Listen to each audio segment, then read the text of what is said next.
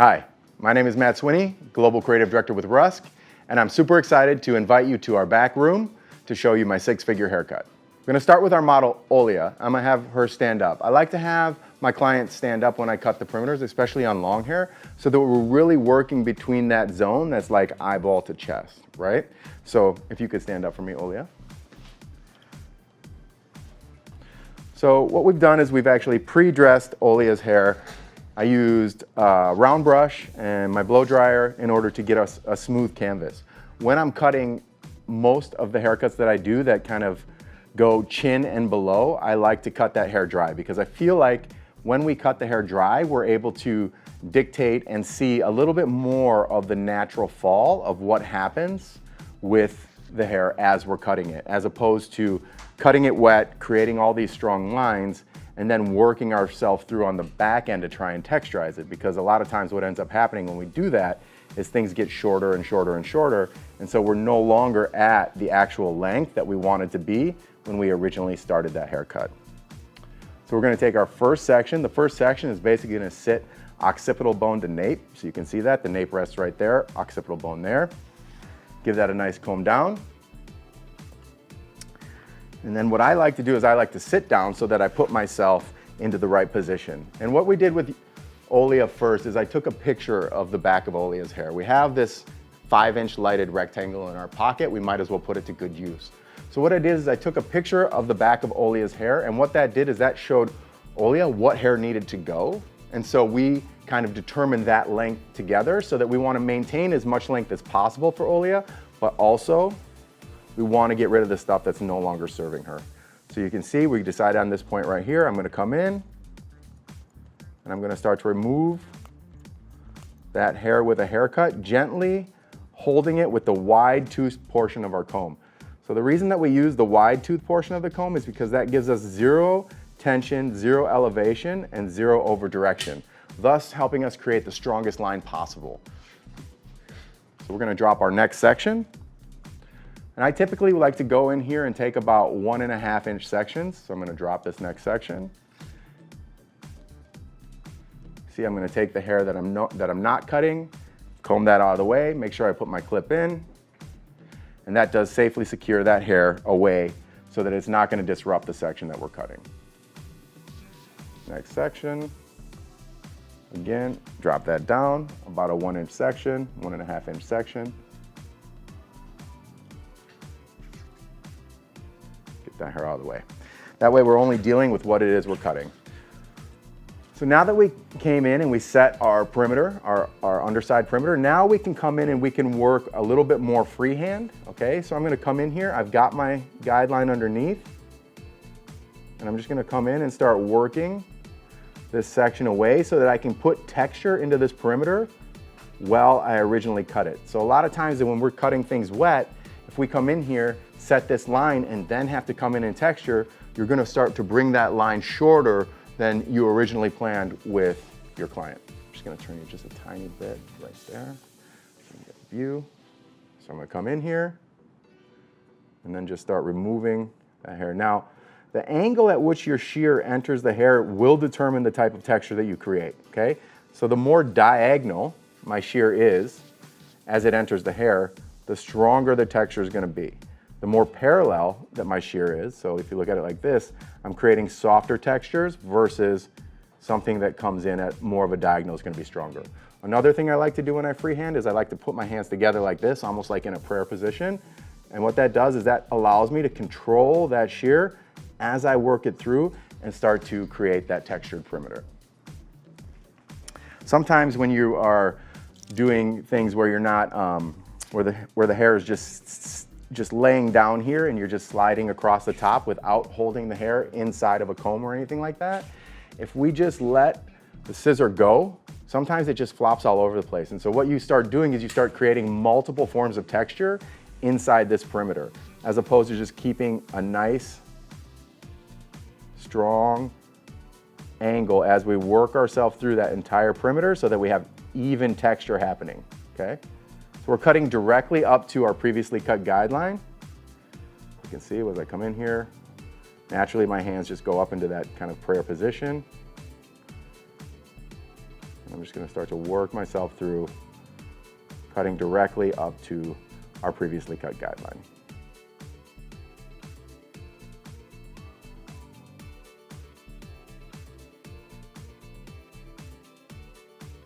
All right, so you guys can see now that we've set in that perimeter, we've taken all the hair that basically sits from the top of the round to the nape and brought it back here. We've cut our nice perimeter, giving ourselves some good texture, some nice softness, but also keeping the density of a blunt line by using zero tension, zero elevation, zero over direction. Great way to set up a long-lasting perimeter for long hair.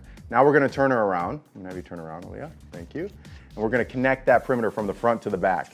And I like to do this on the front of somebody as opposed to turning their head. You'll see a lot of people that they'll turn the head. No, you stay your body straight and then your head. A lot of people like to turn the head like this and come after it. I feel like that puts a little bit of stress on the back of the neck, and then that hair that comes in is not actually living at the proper place to make your connection. So look straight ahead of the camera for me, dear. Thank you.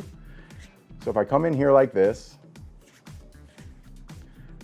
give myself a little comb, what I can see is I basically need to connect point A to point B. So point A is right here, and we just connect it with B, which is in the front. We'll come in, same kind of point cut that we did to cut the back. Put our hands in that little prayer position, and we can work ourselves down and back through the section. Another thing, like when you're cutting dry hair, it's almost like you are kind of sculpting with a pencil and not a pen. Sometimes when that hair is wet, you create such strong lines.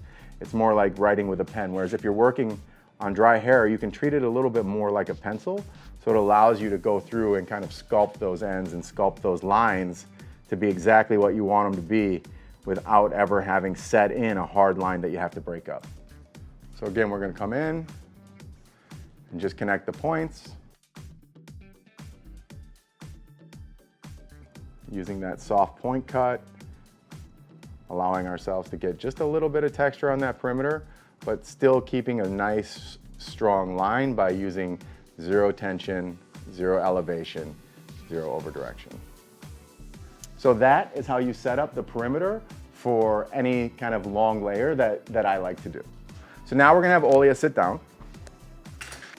and we're gonna work on one of the most important parts of any long haircut, which is the face frame. Right? I see a lot of people struggle with face frames, a lot of different techniques out there in the world.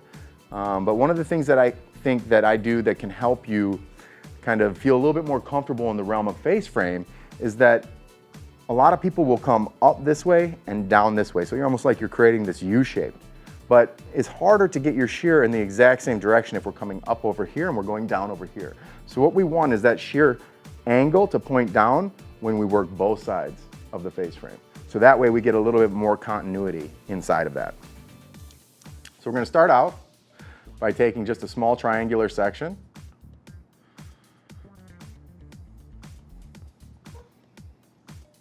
This is our guide, and this is where we'll set our length. Now, if we want this to be really strong, then we cut it down here. Zero elevation, zero tension, zero over direction. If we want to get it a little bit softer, we'll start to then elevate this section.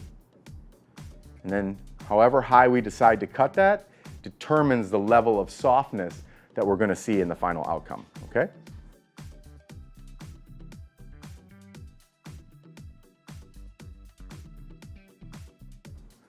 So you can see I've gone and I've created just a very small triangle in the front of Olia's head, right on her part line. So the part line goes right through the center of that triangle.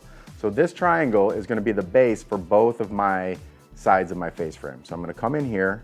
I want to elevate this part because I want to start to create softness right from the beginning, and I'm going to do a very parallel point cut because we know that if we keep that point cut very parallel, we're going to get a much softer look than if we come in here very diagonally, right? So if you go in diagonal, you're going to start to create a stronger texture. We want to create nice, soft texture on the ends of those hair right there. I'm going to come in. I'm going to basically take a 1-inch section. So that section looks like this. And it's going to end up in the front of her ear, okay? So this section is not going to go behind her ear because we're trying to salvage the length of that hair that sits over the ear so that we get a little bit more of that kind of mermaid effect of the long hair. So a lot of people end up cutting that off by wiping it out, by taking too much of a diagonal on their face frame section. So this is what you see a lot of, angles like this. We're adjusting this angle to be more vertical like this. So we're gonna comb this section down. I've got a small portion right here, you can see this, of my original triangle. That's gonna be laid in as my guide.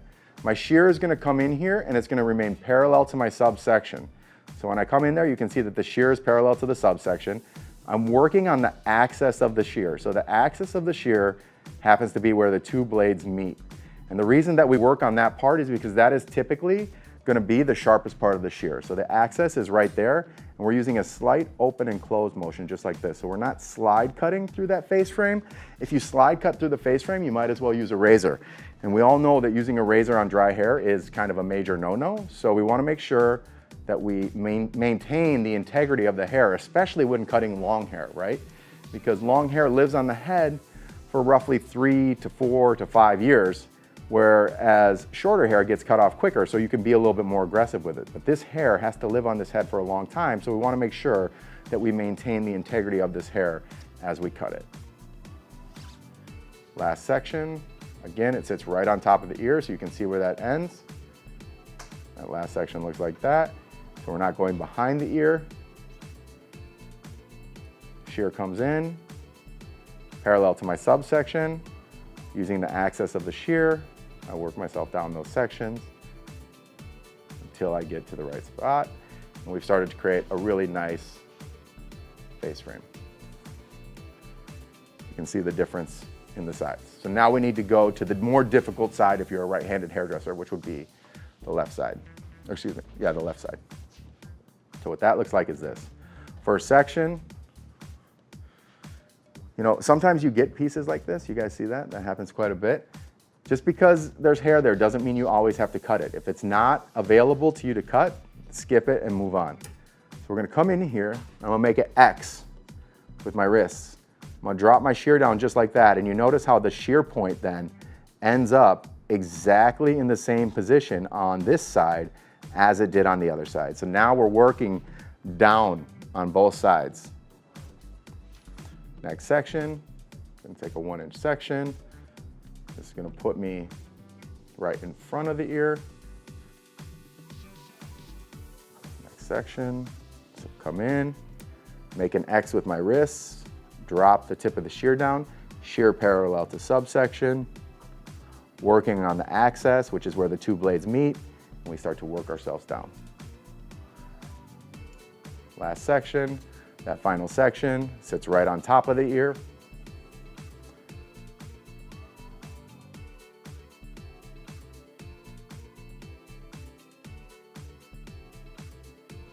So now, when we turn Ole around, we started to create this very nice, even face frame. By doing it that way and getting your shears in the same direction, you're gonna save yourself all that time of coming in and recutting and then actually taking that face frame shorter than you guys agreed upon in your consultation. All right, so next we're gonna start to work on Olea's layers. Essentially, we're gonna take triangular sections working across the top of the head. If I were to tilt her head down, having it all sectioned out, it would look like a pizza on the top of her head. So if you can imagine the triangles on a pizza, we're doing the same thing, and the center of that pizza rests directly on the top of her high point. So come in, I'm gonna take a 1-inch section here. This section is combed straight up, and now if you'll notice, I like to say, currently what I'm doing is I'm trailing my subsection. That means I'm standing behind it. What that does is that forces my fingers into the proper position. So my fingers are gonna go straight down to the ground, just like that. And you're gonna be left with this point right here, okay? So we're gonna come in, give that just a real nice point cut.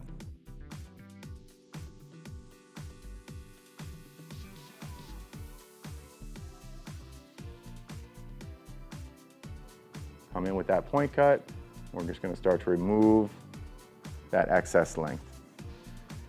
Next section. And now when we work these sections, we only work ourselves to the top of the ear. So basically where our face frame section end, that's where we work too, because we've already layered that front section. There's no reason to go through there again and do more. So we work all the way to basically like the top of the ear, working these sections.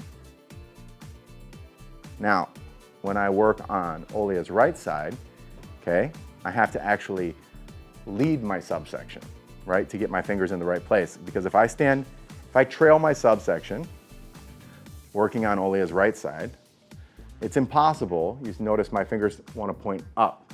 And our goal is to get our fingers to point down so that our hands are in the right position, so that it's ergonomically correct for us to be cutting that section. So I'm going to do what I like to call lead my subsection. So I come in here, and by putting my body in the right spot, you can see my fingertips now naturally come in and point straight to the ground. So same thing goes when you're cutting the layers as it did when you're cutting the perimeter when you're point cutting.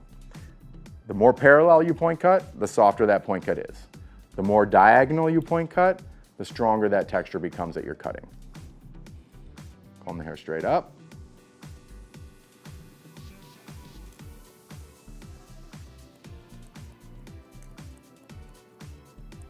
I'm going to work that section off. So now what basically we've done, we've started to create a shape like this on top of her head. All right, so it's going to be shorter in the center, start to get longer. That's going to salvage the length and the strength of the long hair.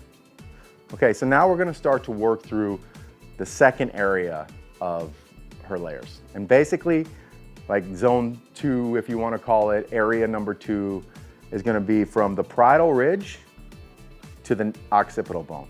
So it's this chunky, meaty area where most people have most of their hair.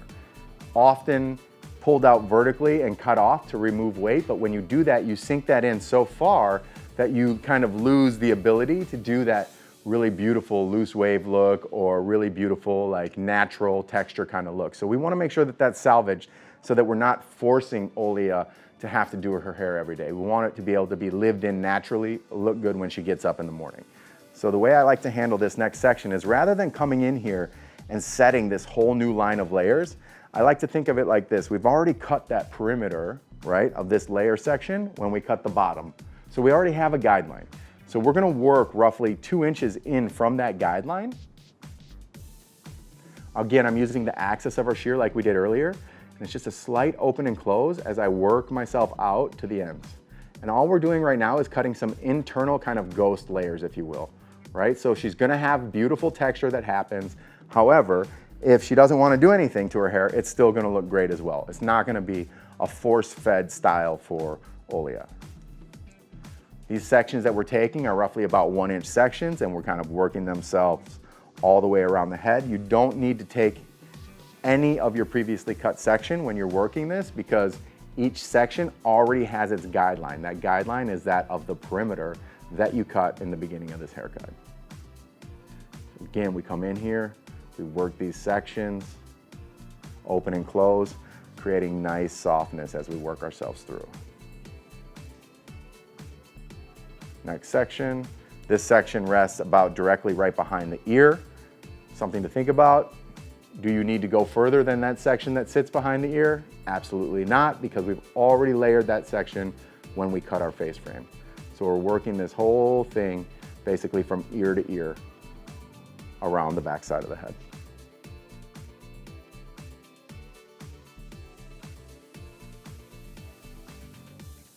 And again, just using that axis of the shear allows you to be really soft, but also really clean with your cuts. And so we're not damaging the follicles of that hair. We're not damaging the hair shaft. It's keeping it in kind of maximum working condition, if you will.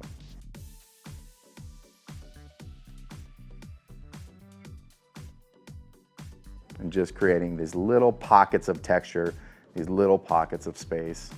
So when Olia goes to style her hair, she's got a whole lot more movement. You can already see them kind of piecing themselves together. And what you see now is we've got all these like great layers happening on the top, but we're kind of stopped there and we're left with just like a little bit of density at the bottom. So Olia has basically, let's say, medium to medium fine texture, okay? So if somebody had fine texture, this step in and of itself would just simply be omitted. You don't need it. But because there's a little bit more happening than just fine hair on Olea, we need to make sure that we come in and pay attention to that bottom section. So this section is basically gonna rest about a ½ inch above the occipital bone. Okay, so the sectioning is gonna look like this. Okay, we're gonna comb her hair directly up off her scalp. So what that looks like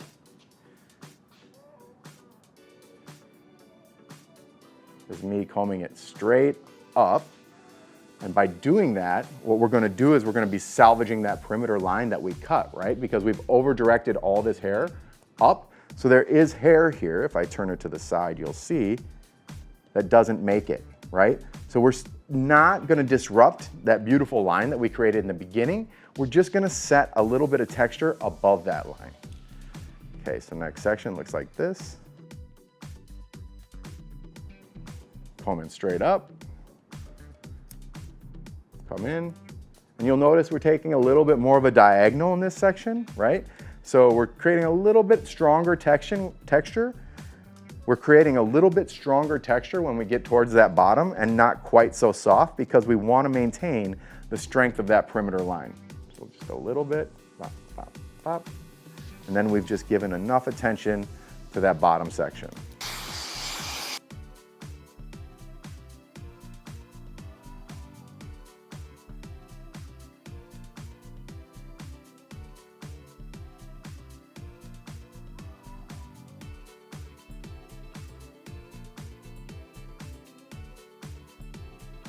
All right, guys, so we're getting close to our finished look here. We're just coming in with a little bit of our weightless hairspray just to kind of give those curls a little bit of base, a little bit of strength. Well, you can see we went through and we did just a nice little curl set on Olea. Nice way to finish off a look like this. Come in, just give it a little brush.